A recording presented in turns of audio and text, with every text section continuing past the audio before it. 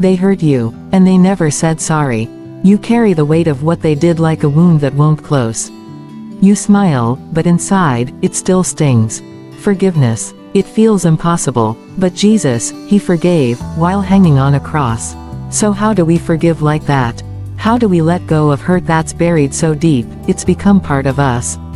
Forgiveness isn't easy. It's not just saying, I forgive you, and moving on. Sometimes, the pain runs deeper than words: betrayal by someone you trusted, abuse from someone who should have protected you, silence from someone who once said, I'll never leave. But unforgiveness is a prison. Not for them, for you. Ephesians 4 verse 31-32. Get rid of all bitterness, rage and anger. Be kind and compassionate to one another, forgiving each other, just as in Christ God forgave you. Forgiveness is not about forgetting. It's about healing. Let's talk about a lady whose name is Naomi.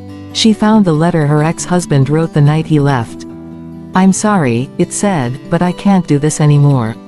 No explanation, no closure, just, gone. Years passed. Naomi never remarried. She smiled through church services, lifted her hands in worship, but every night, she clenched her fists under the pillow. Silent, angry, broken. One day, her daughter came home from school crying. I don't want to hate Daddy, she said. And that's when Naomi broke. Not because of the man who left, but because of the bitterness that was beginning to grow in her child. That night, she picked up a pen. She wrote the letter, not to him, but for her. I forgive you, she whispered, even as tears soaked the page. And she never sent it. Because that letter wasn't for him. It was for her. Folded hands. 5 biblical steps to forgive like Jesus forgave. Step 1. Acknowledge the hurt, don't bury it.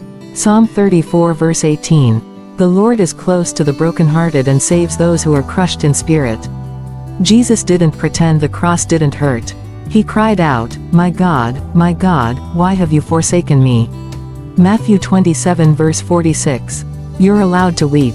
You're allowed to be honest about the pain. Forgiveness starts when you stop pretending you're okay.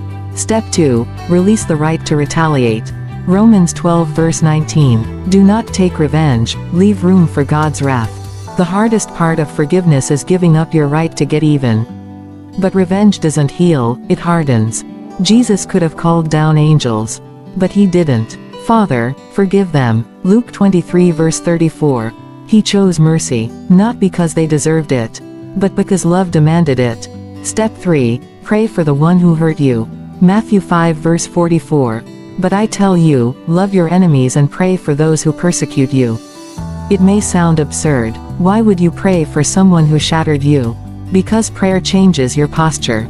You may start with clenched fists. But prayer opens your hands.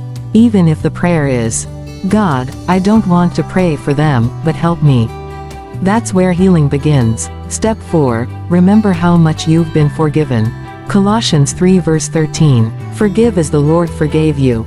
We often forget. We, too, were once the offender. We hurt people. We disappointed God. And yet, He forgave us completely. Psalm 103 verse 12.